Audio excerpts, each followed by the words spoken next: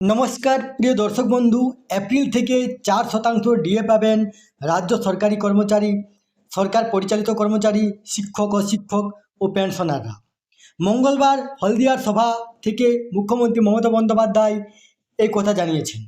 আসুন আমরা ভিডিওর মাধ্যমে দেখে নেব যে মমতা বন্দ্যোপাধ্যায় এই নিয়ে নির্বাচন কমিশনকে কি বলেছেন, এবং অন্যান্য পত্রিকাতেও দেখিয়েছে যে বিলের যে সময়, যে কর্মচারীদের, সরকারি কর্মচারীদের যে বিল হয়, সেই বিলের সময় পের হয়ে গেছে, এবং কিভাবে এই মাসে বা এপ্রিল থেকে ডিএ পাওয়া যাবে সেটা আমরা দেখে নেব। তার আগে আপনারা অবশ্যই আমার চ্যানেলটি সাবস্ক্রাইব করবেন। সবার আগে ভিডিও নোটিফিকেশন পাওয়ার জন্য সামনের যে বেল আইকন আছে সেখানে প্রেস করে নোটিফিকেশন অন করে রাখবেন, এবং ভিডিওর সাথে লাইক কমেন্ট শেয়ার করবেন। তাহলে দেখুন এই নিয়ে পত্রিকাতে কী লিখেছে।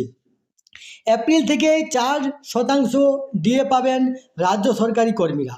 মঙ্গলবার হলদিয়ার সভায় মুখ্যমন্ত্রী মমতা বন্দ্যোপাধ্যায় জানিয়েছেন, নির্বাচন কমিশন বাধা দিচ্ছিল, কিন্তু এপ্রিলেই রাজ্য ডিএ দেবে।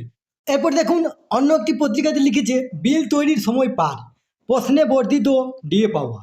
এপ্রিল মাস থেকে কি বর্ধিত 4% মহার্ঘ ভাতা বেতনের সঙ্গে পাবেন রাজ্য সরকারি কর্মীরা? সূত্রের খবর, সেই সম্ভাবনা খুবই কম, কারণ নির্বাচন কমিশনের ছাড়পত্র না মিললে বাজেটে ঘোষণা হওয়া ডিএ কর্মীদের দেওয়া যাবে না। সেই ছাড়পত্র কবে আসবে তারও নিশ্চয়তা নেই।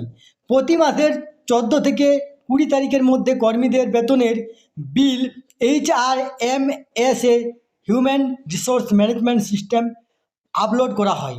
তারপরে তা সংশ্লিষ্ট ট্রেজারিতে পৌঁছায়। যারা এই বিল তৈরি করেন তারাও পড়েছেন সমস্যায়, কারণ তাদের কাছে আদৌ পরিষ্কার নয় বর্ধিত ডিএ ধরে বেতনের বিল তৈরি করা হবে নাকি বর্ধিত ডিএ ছাড়াই বেতনেই দেওয়া হবে। এই তথ্যটি আপনাদের সাথে শেয়ার করলাম। সুস্থ থাকবেন, ভালো থাকবেন, ধন্যবাদ।